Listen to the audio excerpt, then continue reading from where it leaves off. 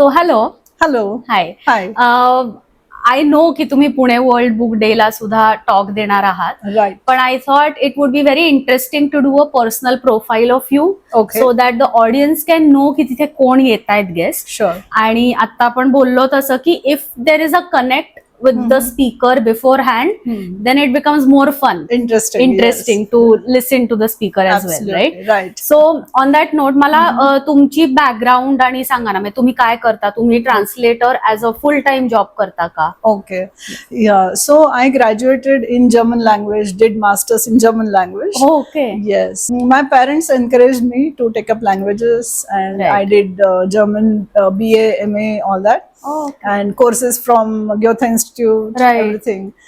And it so happened that I got a job in Indian Express as a Marathi translator. Oh, okay. So although I had learned German, Right. but I got good, gurus at the right time, at the right place, and they told me, Lalita, you have to explore all languages.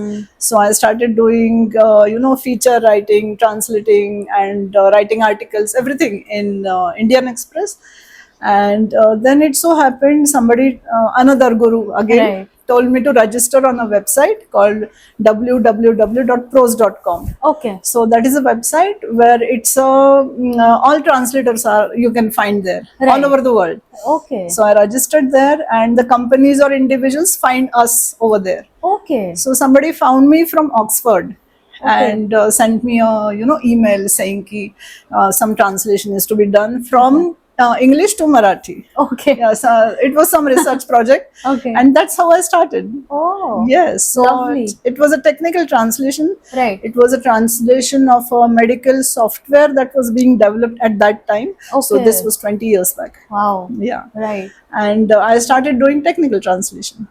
Oh, so your journey basically has been in technical translation, and then you moved to translation of books, fiction, non-fiction. Yes. So Okay. it began as technical translation, but Okay. as you know, a linguist or a language professional cannot limit himself or herself to any domain or any subject. Right. He or she has to do everything. Correct. So I started doing this. Then somebody approached me that we have some self-help related articles to be published, and can you please do it from Marathi to English? Okay. So journey started with Marathi. Right. And then I took up German also. Right. Because agencies approach us for Right. German translations. Correct. And then I realized that I am very comfortable in technical domain, like legal, medical, or administrative paperwork, commercial documents. Oh. Then there is a lot of work from the High Court and Supreme Court where people need help in translations. Right. So I started doing that. Oh, And side by side, I was also inclined to do self-help books. Right. Or some literature stuff like poems or stories. Yeah. So I kept on exploring because I have to keep my language alive. That's true.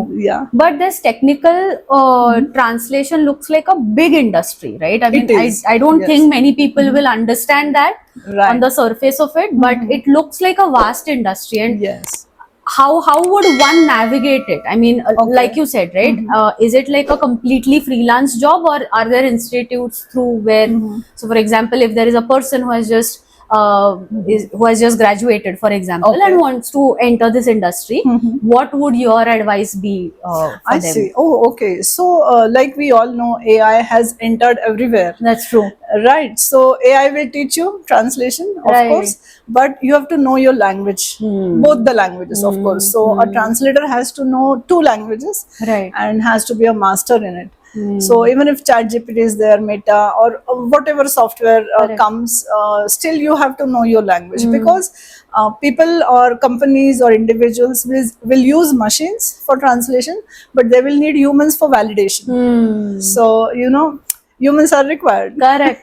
You can't completely Push them out. Push them out. Right, That's true. right, absolutely.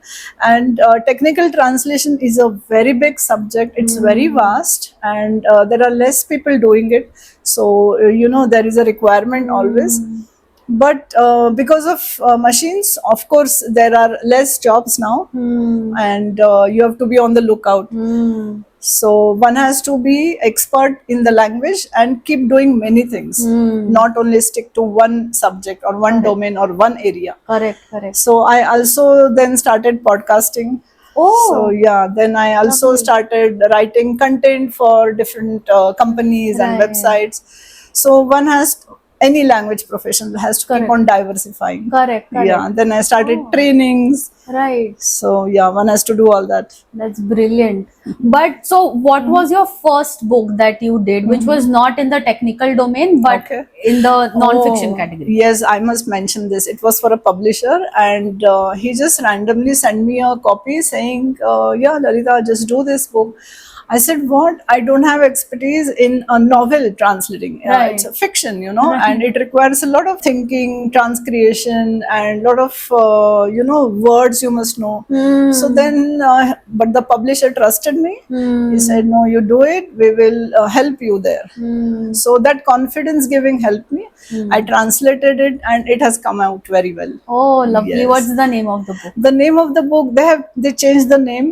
They Right. changed it to the how a teacher wins a school management Okay. with his management principles. Oh. Yes. So sorry, I don't remember the book name just now. Right. But yeah, it's about Oh, but that. that's very interesting. So, yes, it's interesting because it's about the school politics, then the village Correct. politics, and everything. Oh. And then, of course, there is romance.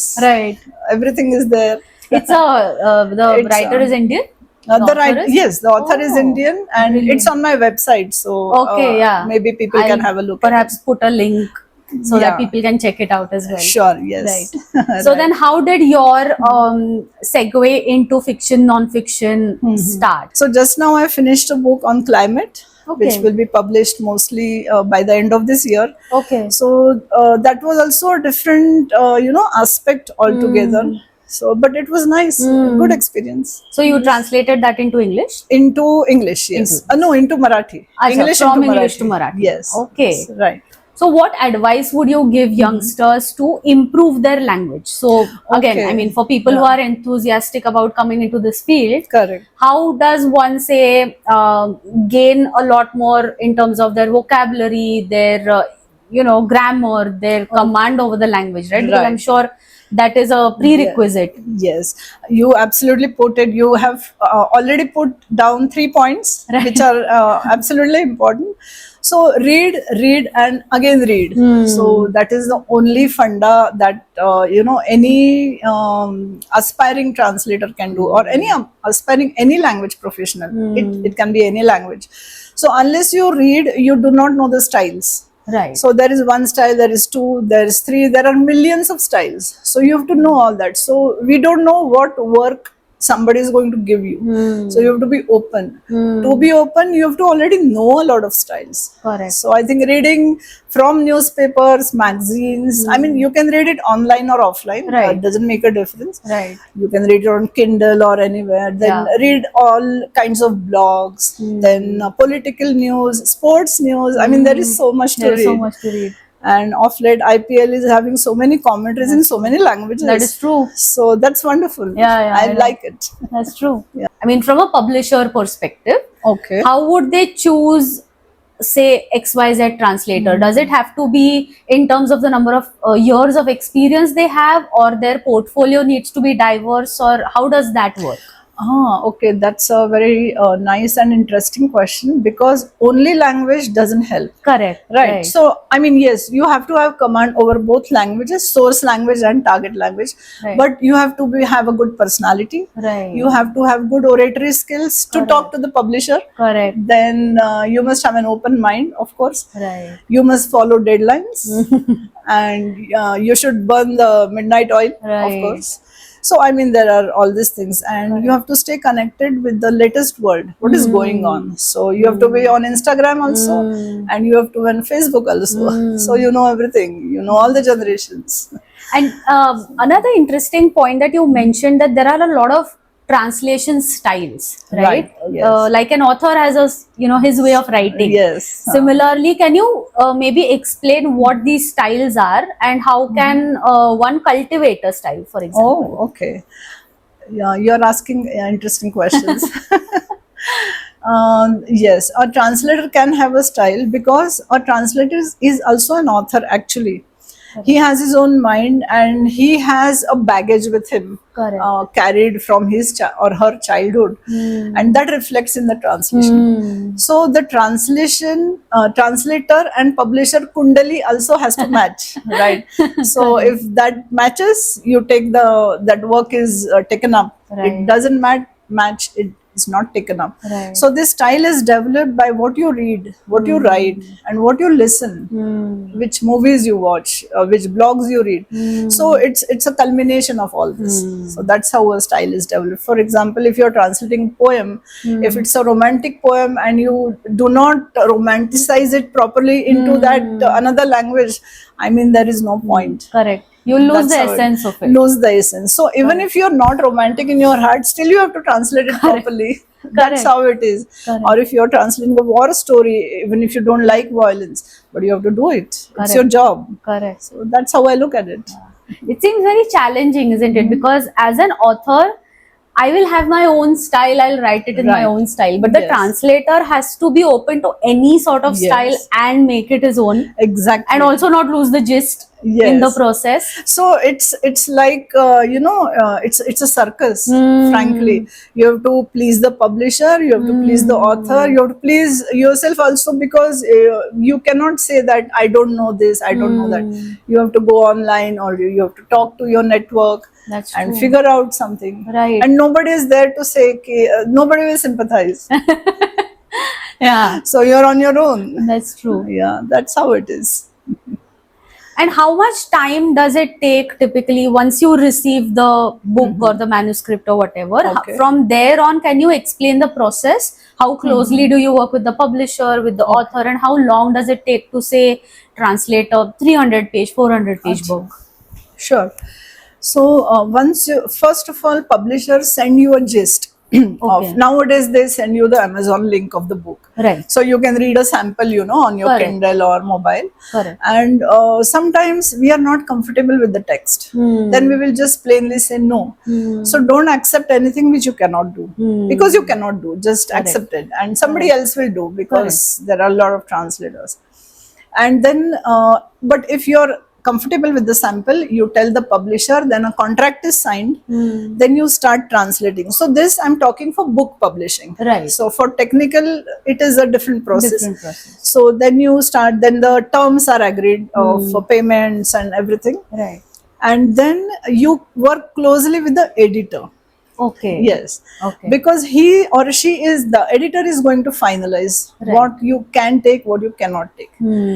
And like I work with the publishers closely, directly with the publisher also, and the editor also, where I mark my questions. And on and off I keep on sending them, Okay. that should I do this, should I use this word, should I not use this word. So then the work is done properly, like that. Yeah. So roughly 10 pages you can do per day. So it takes a long time. Oh, wow. Because you have to research a lot. For example, a book like this climate book I was given, so first of all I went online and read about the author, read about the subject domain, Right. and what others have written, what vocabulary should be used, what should not be used, and all these things. So 8 days you need for research, then you start your work, and roughly 2 months, 2.5 months, or 3 months also are required. Oh, Yes. okay. What would you say is the percentage of the people who read English books, and what is the percentage of people who read regional books? I see.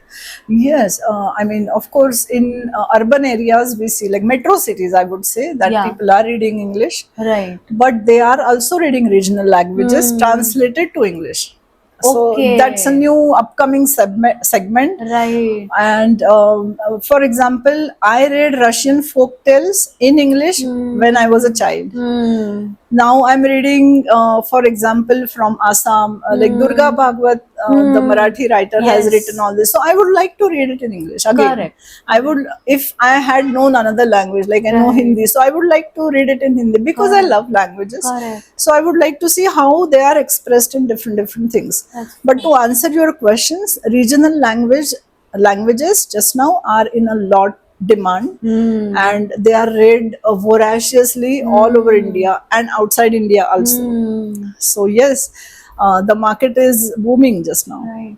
Yes, for sure. You said outside India as well. Outside That's very India as well, interesting. yes, because Oh. people come here, they buy books and go Correct. outside. Like we witnessed just now the Pune book fair, the Kolkata book fair, Right. Delhi book fair. Yeah. People are buying books left and right. Hmm. So in all languages. In all languages. Yes. That's actually so So, heartening to hear. It right? is, yes. That people are actually taking the time and buying books in regional Right, languages and reading it. And reading it. That's true. That's right. But from like a macro perspective, do you think India has sufficient regional authors and sufficient English authors? Like, where do you think the gap is, and how, if anyone is listening and he is interested in giving a go at writing a book, in which Yes. language do you think should he dabble in first? First of all, it depends on that person Yeah, and the command of his or her language. right. So I cannot say you write in Kannada if the person is a Tamil expert. Correct. So it, like Correct. you said, Yeah. it depends on him or her.